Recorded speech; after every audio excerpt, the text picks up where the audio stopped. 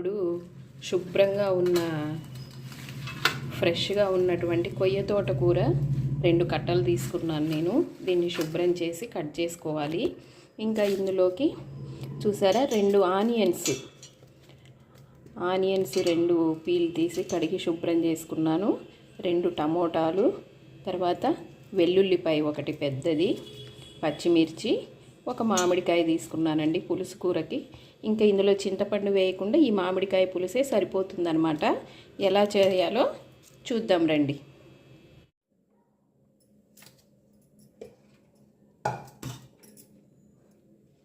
పచ్చిమిరపకాయలు 6, ఉల్లిపాయలండి. ఈ ఉల్లిపాయలు చూడండి పెద్ద పెద్దగా కట్ చేసుకున్నాను. చిన్నగా చేసుకోవాల్సిన అవసరం లేదు, పెద్దగా కట్ చేసుకున్నాను. వెల్లుల్లిపాయలు, జీలకర్ర, తగినంత ఉప్పు, ఇంకా కారం, సంబార్ కారం అండి. ఇది ఒక 2-3 స్పూన్లు దాకా వేసుకున్నాను. ఇంకా ఇప్పుడు మూత పెట్టి మిక్సీకి రివర్స్లో బ్లెండ్ చేసుకో. ఇప్పుడు చూడండి ఫ్రెండ్స్, ఈ శుభ్రం చేసి పెట్టుకున్న తోటకూరని ఇందులో వేసేసుకోవాలి. మామిడికాయ ముక్కలు, కట్ చేసి పెట్టుకున్న మామిడికాయ ముక్కలు వేసుకోవాలి. 2 టమోటా బ్లెండ్ చేసి పెట్టుకున్నాను, దీన్ని కూడా ఇందులో వేసేసుకోవాలి. ఇది కచ్చా పచ్చాగా వేసామన్నమాట. ఇంకా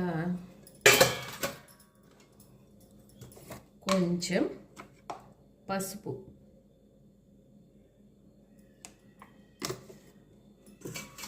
ఇప్పుడు ఇంకొంచెం తోటకూరని దీని నిండా వచ్చేసింది. అయినా ఇది ఉరికేసరికి సగానికి వెళ్ళిపోతుంది. ఇంకా నేను అసలు నీళ్లు పోసుకొని ఇందులో నీళ్లు వేయాల్సిన అవసరం లేదు. మనము శుభ్రం చేసి కడిగి పెట్టుకున్నాం కదా, ఈ తేమకే ఈ తోటకూర మగ్గిపోతుంది ఫ్రెండ్స్. ఇప్పుడు నేను ఎలా చేస్తానో ఇంకా చూడండి. స్టవ్ మీద పెట్టి ఆ కారం సరిపోదని ఇంకొంచెం కారం వేసుకుంటున్నాను. ఈ తోటకూర పులుసు కూరలోకి కారం ఎక్కువే పడుతుంది, ఎందుకంటే మనం మామిడికాయ కూడా వేసాం కదా. ఇంకా నేనేం చేస్తానంటే ఇదిగో ఇంత వెన్న పూసేస్తాను. ఇంకా ఈ వెన్న పూస వేసేసి స్టవ్ వెలిగించుకొని మూత పెట్టేసుకోవడమే, అంతే. ఇంకా ఆ తేమకి ఆవిరికే మగ్గిపోద్ది. తర్వాత మనం తాలింపు వేసుకోవాలన్నమాట.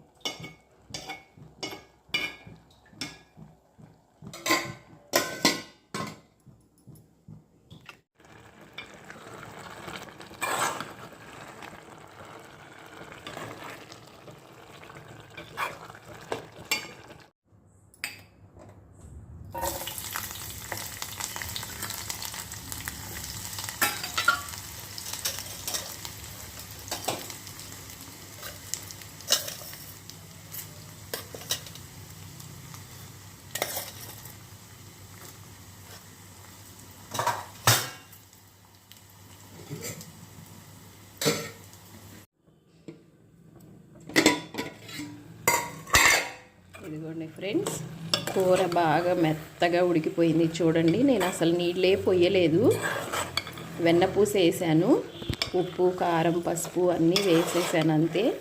ఇప్పుడు స్టవ్ ఆఫ్ చేసుకొని కొంచెం చల్లారాక వెనుపుకొని తాలింపు వేసుకోవాలి.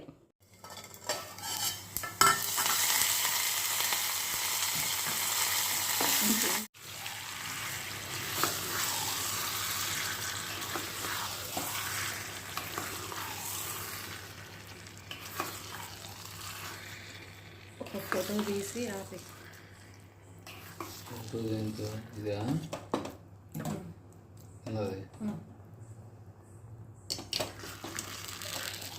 వచ్చినట్టేనా ఫోటో ఎవరు కట్టంటే